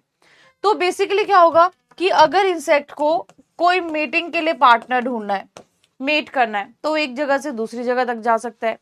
अगर मान लो उसको कोई खाना खाना है, फूड खाना है, ठीक है, तो उसका फूड मान लो एक जगह पे प्रेजेंट नहीं है, तो फूड ढूंढने के लिए जो इंसेक्ट है वो दूसरी जगह पे जा सकता है। इसके अलावा अगर इंसेक्ट को ओवी पोजीशन करनी है, यानी कि उसको क्या करना है, एग लेइंग करनी है, तो विंग्स की हेल्प से वो क्या करेगा, एक जगह से दूसरी जगह तक ओवी पोजीशन साइट ढूंढने के लिए जा सकता है। या उसको कोई शेल्टर चाहिए, कोई जगह चाहिए, तो वो क्या करेगा, दूसरा शेल्टर ढूंढने के लिए भी विंग्स की हेल्प से ही एक जगह से दूसरी जगह तक जा सकता है। यानी कि विंग्स की हेल्प से क्या हुआ कि अगर उसको फूड चाहिए, मेट करना है, शेल्टर चाहिए, या फिर उसको कोई ओवी पोजीशन की साइट ढूंढनी है, तो वो एक जगह से दूसरी जगह जा सकता है। अब आप एक और चीज देखोगे कि जब भी कोई मच्छर या मक्खी होती है, मक्खी ले लो मोस्ट कॉमन एग्जाम्पल, जब आप उसको भगाने की कोशिश करते हो, आपको बहुत परेशान कर रही है, जैसा आप उसको मारने लगते हो एकदम से उड़ के चली जाती है ना। रीजन ये भी है कि उसके पास बहुत ओमेटिडिया प्रेजेंट है, उस बात को हम बाद में करेंगे। लेकिन लेट सपोज कि एकदम से अगर आपके पास में कोई मक्खी आती है, अगर आप उसको मारने लगते हो एकदम से उड़ जाती है ना। वैसे क्या होता है, अगर उसको प्रेडेटर से भी बचना है कई बार, या एनिमीज से बचना है किसी भी इंसेक्ट को, तो एनिमीज से बचने के लिए वो क्या कर सकते हैं, एकदम से एस्केप कर सकते हैं। एस्केप का मतलब है कि उस जगह को छोड़ के एकदम से नई जगह पे जा सकते हैं, अगर उसको लगता है कि वहां पे खतरा है या फिर एनिमीज प्रेजेंट है। अगर उसको किसी नए हैबिटेट, नई जगह पे जाके रहना है, या हैबिटेट को एक्सचेंज करना है, तो उसके लिए भी हमारे पास क्या है, विंग्स प्रेजेंट है। या फिर उसको माइग्रेट करना है। अब आपने सुना होगा कुछ टाइम पहले लोकस्ट अटैक आया था, सबने सुना था। तो लोकस्ट देखो कहां से, किस कॉन्टिनेंट से कहां तक पहुंच गए, कैसे पहुंचे, विंग्स की हेल्प से पहुंचे। अब आप देखते हो कि कई बार जैसे कि continent to continent butterflies move कर जाती हैं, कैसे मूव करती है, लॉन्ग डिस्टेंस, क्योंकि हम उनके पास क्या है, विंग्स हैं। तो ये सारे क्या हैं, आपके फायदे हैं विंग्स होने के, यानी कि फ्लाइट जो होती है वो विंग्स की हेल्प से पॉसिबल है। और जो वो फ्लाइट ले रहा है, बहुत सारे पर्पसेस के लिए फ्लाइट ले रहा है, जिससे उसका सर्वाइवल इंश्योर हो रहा है। तो पहली चीज डोमिनेंस की हमने क्या पढ़ ली, एक तो क्या है, उसके पास कैपेसिटी टू फ्लाई है, क्यों, क्योंकि उसके पास क्या है, विंग्स प्रेजेंट है। ये पॉइंट सबको समझ में आए, बताओ जल्दी से, हाँ जी बताइए, यहां तक समझ आया, यहां तक क्लियर है, सब लोग बताओ फटाफट से, समझ में आया पॉइंट सबको, क्लियर है यहां तक, कोई ऐसा जिसको समझ में ना आया हो, सबको क्लियर, चलिए अब आगे बात करते हैं, ठीक है, सबको समझ आ गया, ओके देन, चलिए अब आगे बात करते हैं। यहां पे पहले फोटो देख लो, तो यहां पे आप देख लो ये फोर विंग्स हैं, ये हाइंड विंग्स दिखाए गए हैं इंसेक्ट के। नाउ अब आपको पता है कि जो इंसेक्ट होते हैं ना, वो हर जगह पाए जाते हैं, यानी कि जो क्लाइमेटिक रेंज है, wide range of environmental condition को अडेप्ट कर जाते हैं। फॉर एग्जाम्पल अगर हम बात करते हैं फ्लावरिंग प्लांट्स की, बहुत सारे ऐसे इंसेक्ट्स हैं जो क्या करते हैं, फ्लावर्स के ऊपर फीड करते हैं। इवन बहुत सारे ऐसे इंसेक्ट्स हैं जो डिकम्पोजिंग मटेरियल के ऊपर फीड करते हैं। बहुत सारे इंसेक्ट्स ऐसे हैं जो दूसरे इंसेक्ट्स को खाते हैं। तो आपने सुना होगा मोनोफेगस इंसेक्ट। अगर हम बात करते हैं हर्बीवोरस इंसेक्ट्स की, तो आपने सुना होगा मोनोफेगस इंसेक्ट जो कि एक ही टाइप की क्रॉप पे फीड करते हैं। आपने सुना होगा ओलिगोफेगस इंसेक्ट। ओलिगोफेगस क्या होता है कि एक फैमिली में 2-3 मेंबर्स पे जो फीड कर रहे हैं। और आपने सुना होगा पॉलीफेगस पेस्ट। पॉलीफेगस पेस्ट क्या होते हैं, जो वाइड रेंज ऑफ प्लांट्स के ऊपर फीड करते हैं। ये क्या होते हैं, इनको हम डिस्कस करेंगे, बेसिक्स में ही पढ़ेंगे पॉलीफेगस पेस्ट क्या होता है। तो जो आपके इंसेक्ट्स हैं वो अडेप्ट कर जाते हैं चीजों को लेके, या फिर जो वाइड रेंज ऑफ कंडीशंस है उनको लेके वो क्या हो जाते हैं, अडेप्ट हो जाते हैं। इसीलिए अलग अलग जगह पे आपको मोर नंबर ऑफ अलग अलग इंसेक्ट्स देखने को मिलते हैं। अगले पॉइंट की बात करें, मेजॉरिटी ऑफ इंसेक्ट्स क्या है, छोटे साइज के। अब आपको कोई बोले कि आपको क्या करना है, खाना किसी बड़े पर्सन के साथ शेयर करना है, तो अगर मैं आपको एक प्लेट खाना दे दूं तो हो सकता है आप दोनों को वो पूरा ना हो। वहीं अगर हम बोलें किसी छोटे बच्चे को एक प्लेट खाना शेयर करना है, तो छोटे बच्चे अगर 2-3 भी मिलके खाएंगे ना तो उनको वो प्लेट पूरी हो जाएगी। लेकिन हो सकता है जो बड़े उसको खाने लगे उनका पेट ही ना भरे उससे। तो मेजॉरिटी ऑफ इंसेक्ट का साइज छोटा है तो उनको जो खाना चाहिए वो भी कम चाहिए। पॉइंट समझ रहे हो कि जिसका साइज छोटा है उसको खाना भी कितना चाहिए, कम चाहिए। उसको रहने के लिए भी क्या है, जगह बहुत कम चाहिए। वो एनर्जी को भी अपनी बेटर यूटिलाइज कर सकता है। तो जो कम, जब भी हम बात करते हैं कम साइज वाले की, तो मेजॉरिटी ऑफ इंसेक्ट्स क्या है, छोटे साइज के हैं। और छोटा साइज कैसे उनको फायदा देता है, एक तो उनको जो नीश है जहां पे उनको रहना है, जो जगह उनको लेनी है वो भी कम स्पेस चाहिए। फूड की बात कर लोगे तो फूड भी उनको क्या चाहिए, कम चाहिए। इसीलिए जो इंसेक्ट्स हैं, एक रीजन ये भी है उनकी डोमिनेंस का कि साइज छोटा है तो उनको ज्यादा प्रॉब्लम नहीं आती रहने और खाने में। नाउ नेक्स्ट पॉइंट, जैसे कि हम डिस्कस कर रहे थे इसको बचाने के लिए क्या है या बाहरी ढांचा क्या है। तो इंसेक्ट्स की अगर बात करते हैं तो इंसेक्ट का जो बाहरी हिस्सा है वो किसका बना होता है, एक्सोस्केलेटन का बना होता है। एक्सोस्केलेटन क्या करता, एक्सोस्केलेटन जो होता है वो किस चीज का बना होता है, काइटिन का बना होता है। और काइटिन का मेन रोल क्या होता है कि काइटिन क्या करता है, बॉडी को प्रोटेक्शन देता है, प्रोटेक्ट करता है इंसेक्ट को। और काइटिन के सिर्फ यही काम नहीं है कि उसको इंसेक्ट को प्रोटेक्ट ही करना है। काइटिन क्या करता है, जैसे कि मसल एरिया है, मसल एरिया के लिए भी अटैचमेंट फॉर मसल्स, काइटिन क्या करता है, मसल अटैचमेंट के लिए भी एरिया प्रोवाइड करता है। ठीक है, कई बार क्या होता है, जो काइटिन होता है वो अलग अलग फंक्शंस के लिए मॉडिफाइड होता है।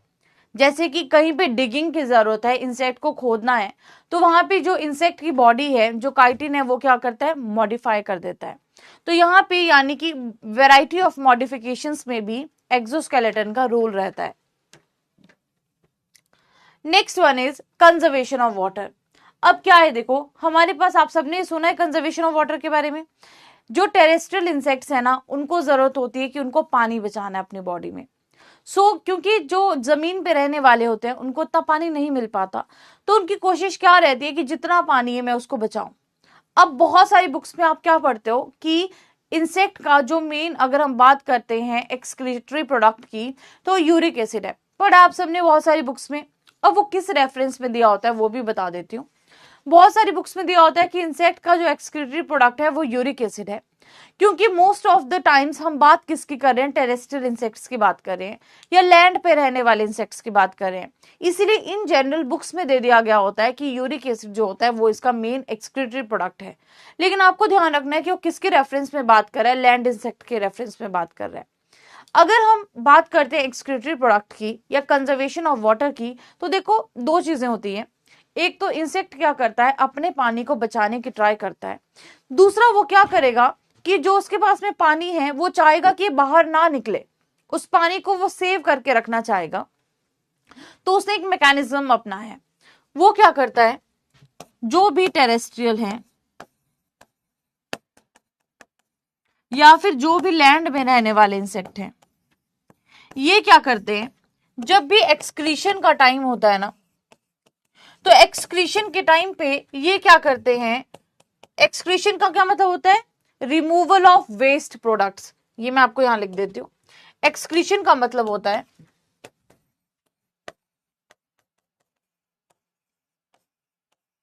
Removal of waste products. तो यहां पे जो भी आपके पास में एक्सक्रीशन करेंगे इंसेक्ट्स लैंड पे रहने वाले, ये क्या करेंगे, नाइट्रोजीनस वेस्ट को निकालेंगे, किस फॉर्म में, यूरिक एसिड के फॉर्म में। अब इस यूरिक एसिड की क्या खासियत है कि ये वाटर में सॉल्युबल नहीं है, ठीक है, पानी में सॉल्युबल नहीं होता है, क्योंकि ये पानी में घुलनशील नहीं है, उसकी वजह से जो पानी है वो इसके साथ मिक्स नहीं होगा।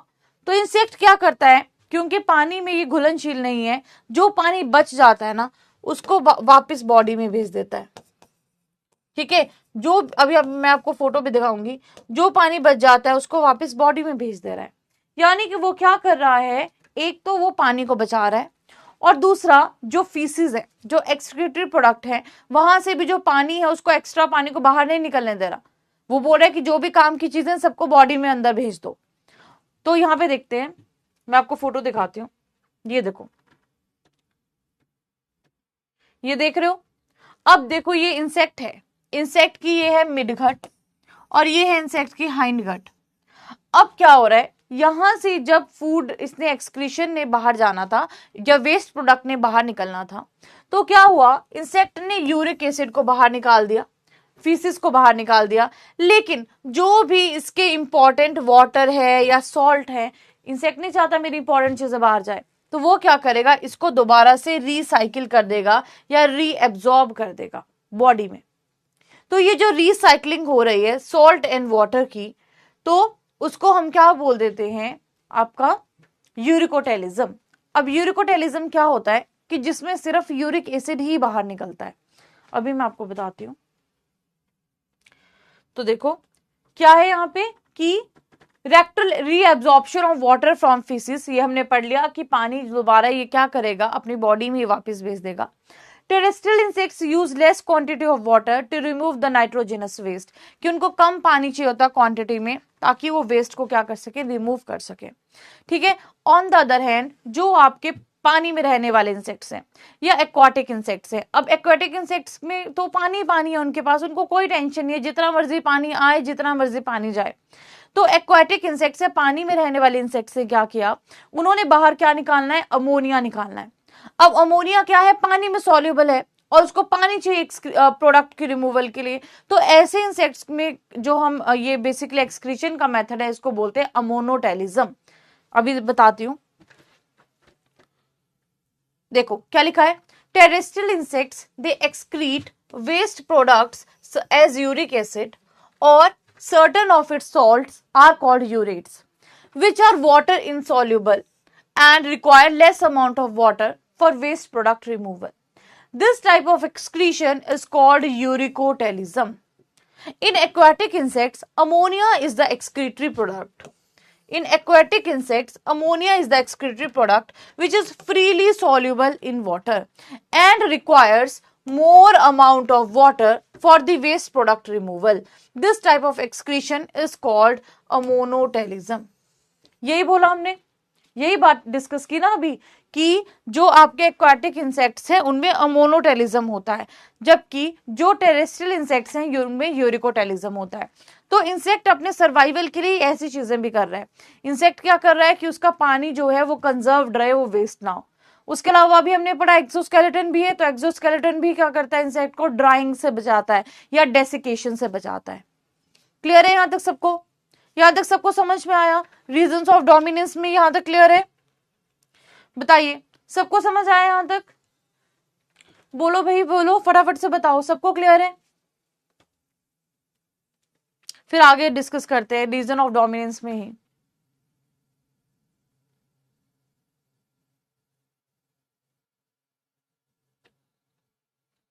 चलिए यहां तक तो सबको समझ में आ गया ना, ओके।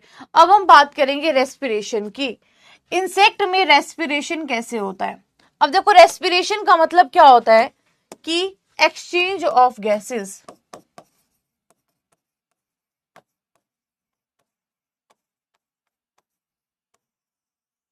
रेस्पिरेशन का सीधा सा मतलब होता है गैसेस का एक्सचेंज। तो रेस्पिरेशन में देखो क्या होता है, इंसेक्ट में ट्रैकिया पाए जाते हैं। यहां पे देख रहे हो, यहां ट्रैकिया है और ट्रैक्यूल्स हैं। तो ट्रैकिया बेसिकली क्या होता है, ट्यूब्स होती हैं, या फिर आप बोलो कि ट्यूबुलर अरेंजमेंट होता है, ट्रैकिया एंड ट्रैक्यूल्स। अब देखो, गैसेस का एक्सचेंज होना है तो बॉडी में कहीं ना कहीं से कहीं ना कहीं को तो गैस जाएगी ना।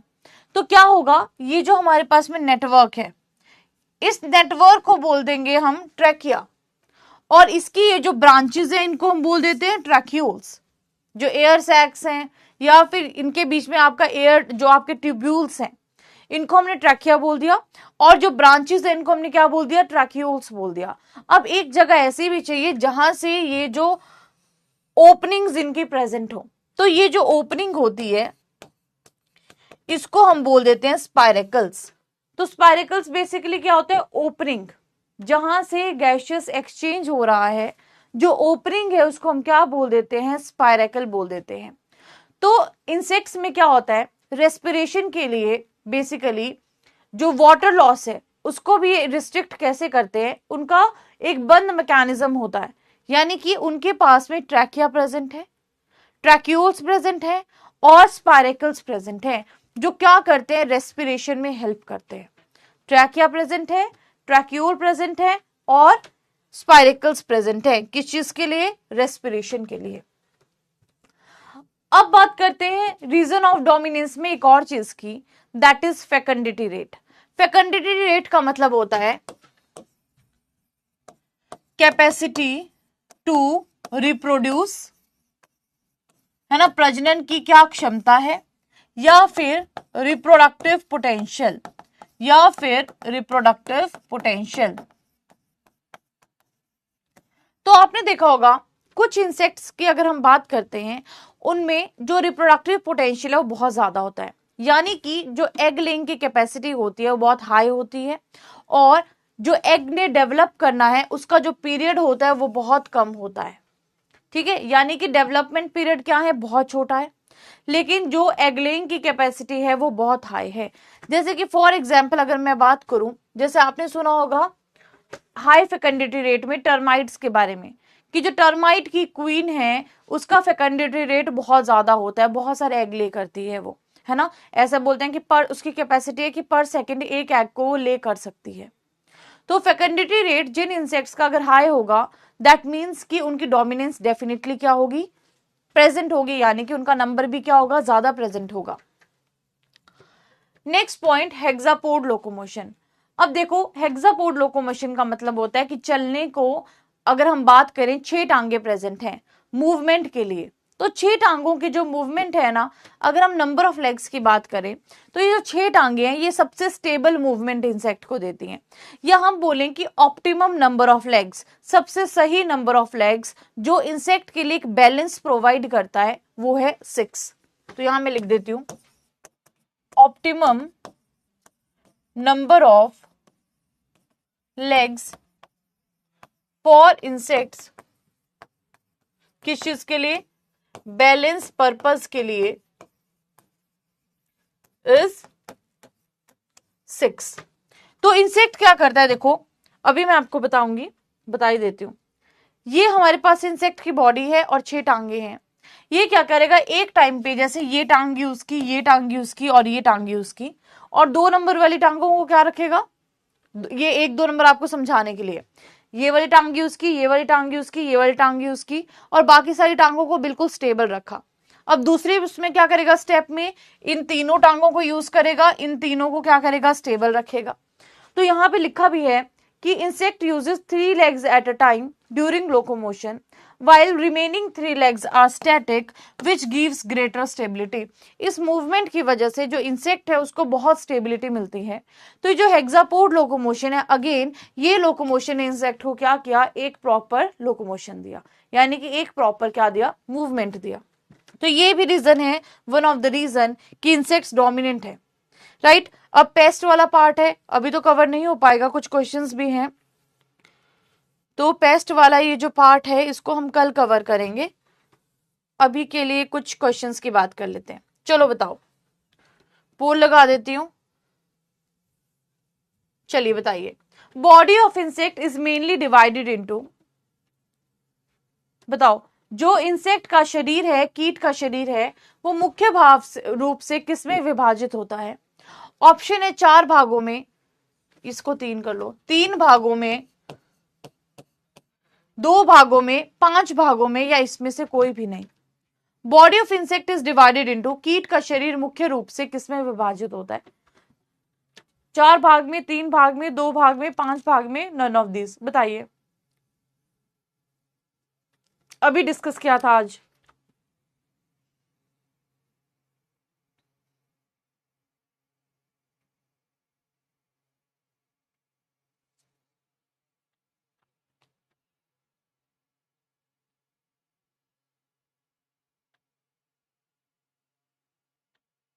हाँ जी, क्या होगा आंसर।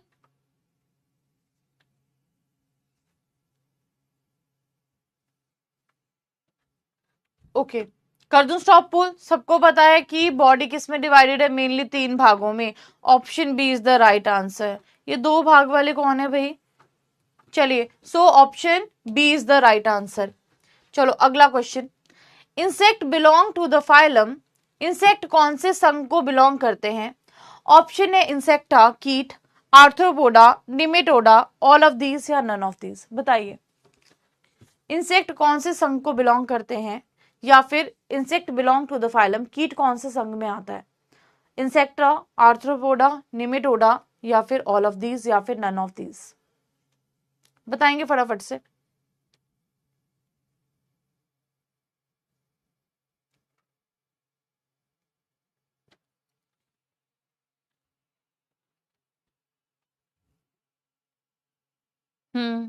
देखते हैं किसका क्या आंसर है।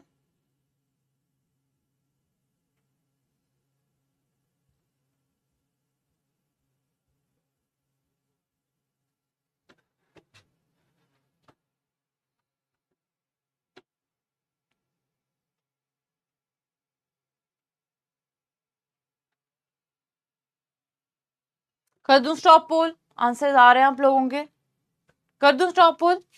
Okay, so correct answer is option B, Arthropoda. हाँ, सबका सही है, चलो गुड। आगे बात करते हैं। Exoskeleton of insect is made up of, insect का जो बाहरी कंकाल है वो किससे बना होता है। Exoskeleton of insect is made up of, option है chitosan, chitin, cellulose, all of these या नन ऑफ दीज। हाँ, वो हिंदी में हो गया गलती से। Exoskeleton of insect is made up of chitosan, chitin, cellulose, all of these या नन ऑफ दीज।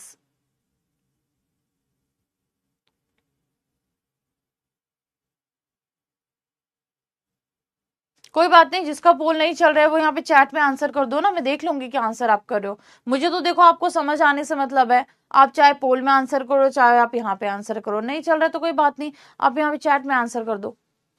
हाँ जी, so exoskeleton of insects is made up of, chitosan का बना होता है, काइटिन का बना होता है, सेलुलोज का बना होता है, सबका बना होता है या किसी का नहीं। बताइए फटाफट से।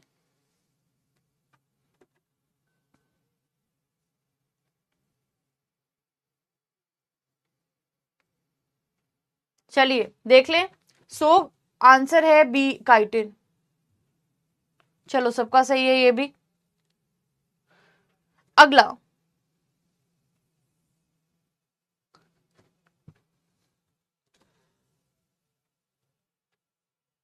चलिए, terrestrial insects excrete waste products as uric acid and require less amount of water for waste product removal.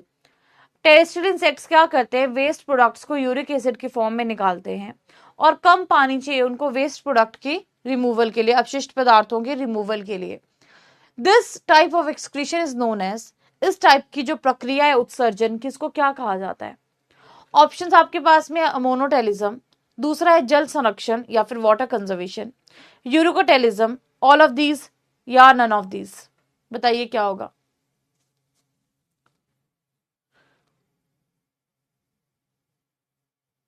क्या आंसर होगा बताओ? सामने स्टेटमेंट दिया, डरना नहीं है क्वेश्चन देख के, जल्दी आंसर करना है ना, पोल पहले स्टॉप कर दूंगी। सामने स्टेटमेंट दिए, स्टेटमेंट में आंसर छुपा है।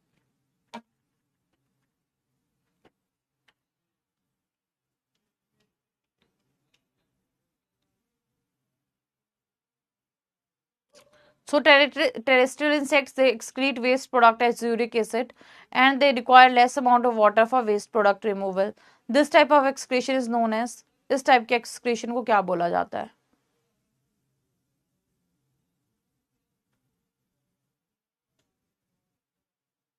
चलिए, सो एक्सक्रीशन का टाइप पूछा है तो option C is the right answer. Uric acid निकाल रहा है ना, तो यूरिकोटेलिज्म। ये 17 वाले कौन है? अमोनोटेलिज्म वाले भाई, और 23 वाले सब वाटर कंजर्वेशन बोर्ड है। पूछा क्या है? क्वेश्चन तो देखा करो, एक्सक्रीशन पूछिए, इसके एक्सक्रीशन क्या बोलते हैं, मैकेनिज्म नहीं पूछा है। ठीक है, अगर मैकेनिज्म की बात करते तो मैकेनिज्म का मतलब होता कि किस तरह से क्या प्रोसेस है, तो आप वाटर कंजर्वेशन बोलते। पूछा है एक्सक्रीशन का टाइप, एक्सक्रीशन के तो दो ही टाइप पड़े ना, जो लैंड इंसेक्ट्स हैं उनमें क्या है? यूरिकोटेलिज्म है, जो टेरेस्ट्रियल इंसेक्ट्स हैं उनमें अमोनोटेलिज्म है। यहाँ क्लियरली दिया था कि यूरिक एसिड की बात कर रहे हैं, तो क्या होनी थी? एक्सक्रीशन, यूरिकोटेलिज्म होना था। आप इतने कंफ्यूज क्यों होते हो भाई?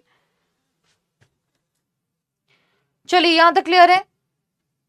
अब तो बाकी क्वेश्चंस आपके अलग अगले टॉपिक से रिलेटेड हैं, तो बाकी टॉपिक से तो अब कल ही हो पाएगा। चलिए, समरी भी ओके, ठीक है। तो समरी में हमने आप सबको पता ही है कि जितने भी आपके पेस्ट हैं, जितने भी आपके इंसेक्ट के बेसिक्स हैं उसके बारे में हमने आज पढ़ा। इंसेक्ट क्या होता है उसके बारे में पढ़ा और उसके कैरेक्टरिस्टिक्स के बारे में पढ़ा। होमवर्क सिंपल सा है कि जाके आपने चीजों को पढ़ के आना है, रिवाइज करके आना है, दैट्स इट। ठीक है, सब यहाँ पे करवा रही हूँ, आपको सिर्फ जाके पढ़ना है, दैट्स इट, और कुछ नहीं करना है, सिर्फ पढ़ाई करनी है। ठीक है, यहां तक समझ में आया सबको? यहां तक क्लियर है सबको? किसी को कुछ समझ ना आया हो तो पूछ लो। यहां तक सबको समझ में आया? बताइए फटाफट से भाई, क्लियर है यहां तक? बोलो बोलो, यहां तक क्लियर है सबको?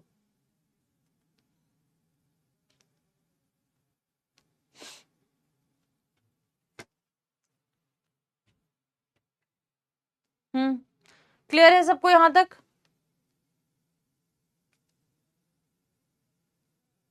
चलिए, तो हमने जो भी आपके मैक्सिमम पॉसिबल चीजें थी बेसिक्स के आज के सेक्शन में वो हमने कवर कर ली हैं, और हमने इंसेक्ट के बारे में पढ़ा है, बहुत बेसिक सा पढ़ा है। अब जाओ और जाके इसको अच्छे से पढ़ना। कल की क्लास में हम लोग कैटेगरी ऑफ पेस्ट के बारे में, अच्छा leader board, category of paste के बारे में भी डिस्कस करेंगे। चलिए 1 मिनट भाई, देख लो लीडर बोर्ड लो। श्रद्धा, यश, बैरी, अंकुश, त्याग, ओम प्रकाश, आशीष, खुशबू, राखी, अपूर्वा। ठीक है, रिस्पॉन्स तो ठीक है आप लोगों का, आंसर्स तो ठीक किए हैं। एक आधा वो गलत हो गया, उसमें थोड़ा सा दिमाग लगाना था, है ना। मुझे क्या लगता है गलत क्यों हुआ? आप बस क्वेश्चन देखते हो, पूरा पढ़ते ही नहीं हो क्वेश्चन, बड़ी स्टेटमेंट से डर जाते हो, जबकि स्टेटमेंट में ही पूरे हिंट दिए होते हैं, है ना, तो स्टेटमेंट से डरना नहीं होता। चलिए, ठीक है, समझ आया सबको?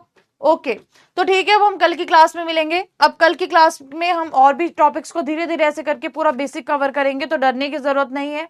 अब कल की क्लास में हम डिटेल में चीजों को पढ़ेंगे। ठीक है, अगला जो आपका टॉपिक होगा, और पेस्ट के बारे में जानेंगे, कैटेगरी ऑफ पेस्ट के बारे में देखेंगे, और एक्स्ट्रा चीजें जितनी भी हैं उनको हम कवर करेंगे बेसिक्स के बारे में। ठीक है, थैंक यू सो मच। अब हम कल की क्लास में मिलेंगे, और कल सब लोग जितना जितना पढ़ा है ना उतना रोज पढ़ के आना। जैसे मैं हमेशा बोलती हूँ, अगर आप एक दिन भी छोड़ोगे तो अगले दिन के लिए वो बर्डन बन जाता है। ठीक है, तो रोज का रोज पढ़ना है।